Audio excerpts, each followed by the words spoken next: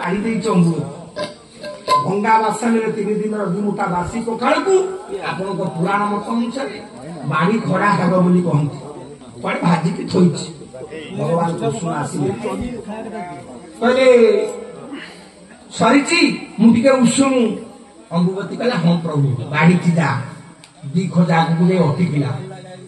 अंबुवती विचार कले विदुर विचार कले कौन ता करतु ये पुणी नाटुआ ठाकुर कहीं अटकिला तार विद्रोह का चाहिए पर जाऊ ना प्रभु ना तमें आसुन ना नाई मु खाइबिनी तमें जा ना भल बंधु घर हो शत्रु घर हो जा घर को जीवे ताकू सांगे बसिकी खोइबे बंधु घर खाइबो ना शत्रु घर ताकू नहीं बसि जाई अरे बंधु हो शत्रु हो जा घर को आपण जीवे ताकू सांगे बसिकी खोइबे काई की बंधु घर यदि आप अपेक्षा करते बाड़ीदे खाईदे बंधु के भल तुम अपेक्षा करते खाईदेल ये मधुर अपमान हम शत्रु घर को पूर्व शत्रुता था एवं बंधु हाँ विष मिशे दब सांगे सांगे बसैला विष खाद्य दब भगवान विदुर को कहते बंधु घर शत्रु टे पूर्व आसला बेले कौन कह आम घर 3 दिन है चुली जलिनी आम स्वामी स्त्री 2 जन जाक उपासे मुझे एकुटिया खाईदेवी तमे मत कौन कह आस आस विदुर को धरिकी सांगे से रोसई घर भितर जाऊँ 3 दिन 2 मुठा बासी पखाड़ को शाग भजा दीटा बाढ़ी अंबुवती माँ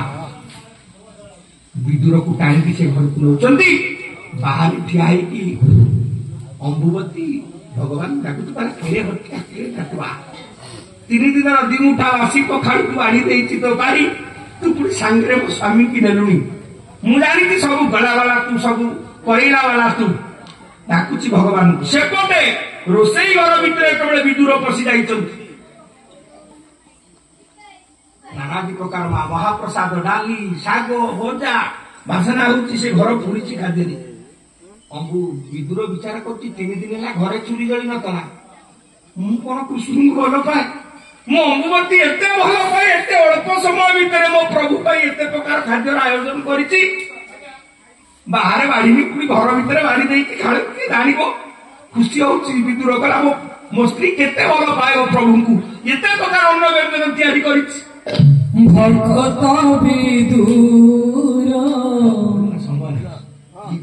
साग भजा दे तू सहाय पारिला मन तू सहाय पारिला मन मुझे ते जाति रे तुमको मुझे ते जाति रे तुमको न छुआए भगवान न छुआए भगवान भक्त विदुर साग भजा दे तू सहाय पारिला मन तू सहाय पारिला मन मुझे तेरा जाति रे तुमको मुझे तेरा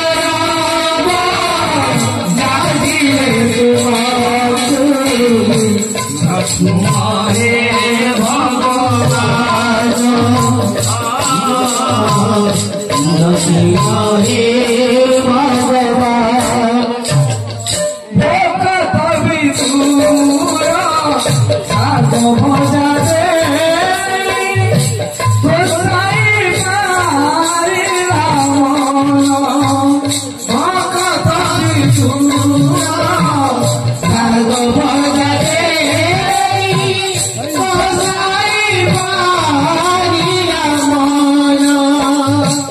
दे जाति रे तुमको मुझे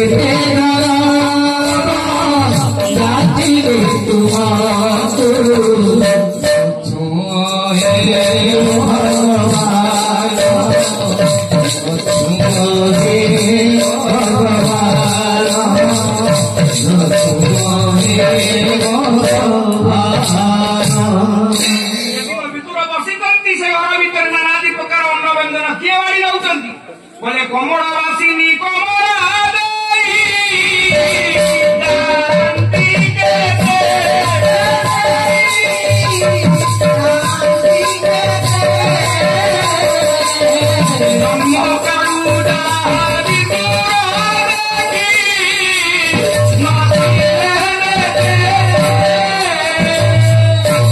कमलवासिनी विश्व पड़ी रही माँ लक्ष्मी विदुर लक्ष्य नानादी प्रकार अन्न व्यंजन बाढ़ी रोचंती विदुर आउ कृष्ण भगवान खाऊं से घर से घर भर अन्न महाप्रसाद बासना बाहर को आसुच बाहर ठिया अम्बुवती कड़ा 3 दिन दुटा बासी पखाड़ को शाग भजा दीटा ये दी जन मुठाए मुठाए खाइले सर किए कौन एत बड़े जाए करुँच से घर एत बड़े नानादी प्रकार अन्नर बासना महाप्रसाद बासना आसुची ये महाप्रसाद बासना कौन ये बासी पखाड़ होगा कबट फांके चाहिए विश्व पड़ा स्वर्ण कंकड़ा गोटे नारी से घर भर अन्न व्यंजन परसी दौर ये हटिया ठाकुर कृष्णकर लीला से घर तो कई नथे ये स्वर्ण कंकण पिंधि ये नारी किए धरवी धरा बसैबा कृष्ण माया को धरवी मार अम्बुवती कबट फांके छकिकी रहा केतबे आसब परसिया से धरी पकई जितेबाला अन्य किसी समय जाइए पुणी माँ लक्ष्मी आसपरसवा घर भितर माँ विदुर देखी पारना लक्ष्मी की बाहर थी देखु अम्बुवती जितेबाला छकिकी बसी हाथटा स्वर्ण कंकण हाथटा भगवान एपटे अम्बुवती छकिकी बसी जेमती आसी पटकी नहीं धरी पकड़े हाथ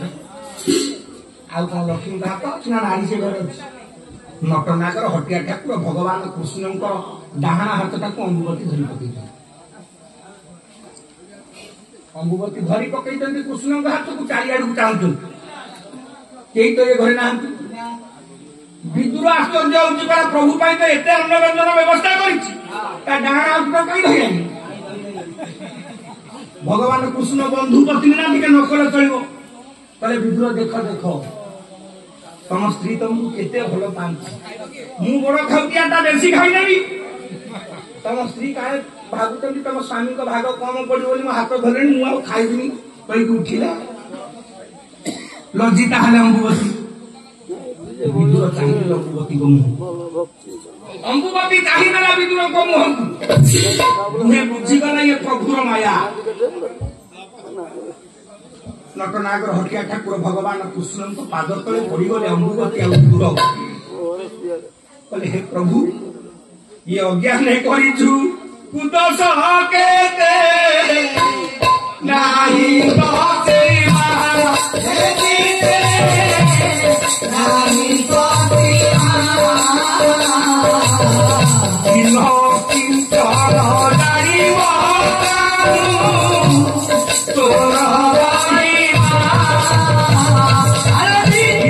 पाद तले पड़ जाइए कहले प्रभु कौन दोष करुचु कौन त्रुटि करुचु आम बुझी क्षमा कर अम्बुवती कहूँ से घर भर नारी किए जार हाथ धरू धरू तो हाथ धरी विदुर कहते हे प्रभु 3 दिन घरे तुली एत प्रकार खाद्य किए बरसी देला मो बापा मान माँ मान विचार करूँ से दिन विदुर घरे जगतपति विश्व कल्याणदाता भगवान कृष्ण चतुर्धा मूर्ति शंख चक्र गदा पद्म धारण कले विश्व पड़ाई माँ लक्ष्मी बाम पार्श्व सभा पाइले रोषघर भितर अम्बुवती आ विदुर लक्ष्मी नारायण को दर्शन कले आज जो ये मेलन पर्व हो कौट आरंभ हो द्वापर जुग विदुर मेलन हुए केन्द्रापड़ा जिला जाऊँ जगतसिंहपुर जिला तो विदुर मेलन हो केन्द्रापड़ा हाँ पुराण जुगुरु विदुर आसी रही ଭଗବାନ କୁସୁମ ପୁରାଣ ଯୁଗରୁ ସେଇଠି ଆସିକି ଖାଇଦେଲେ ଶାଗ ଭଜା ମା ପଖାଳ ଶାଗ ତାରି ଘରେ ଖାଇଦେଲେ ସେଇଠି ଦର୍ଶନ ଦେଇଥିଲେ ଲକ୍ଷ୍ମୀ ନାରାୟଣ ରୂପରେ। ସେଇ ଯୁଗରୁ ଯୋଉ ଦିନ ଶାଗ ପଖାଳ ଖାଇଥିଲେ ସେଇଦିନ ଭଗବାନ କୃଷ୍ଣ ହରିହରଙ୍କର ଭକ୍ତ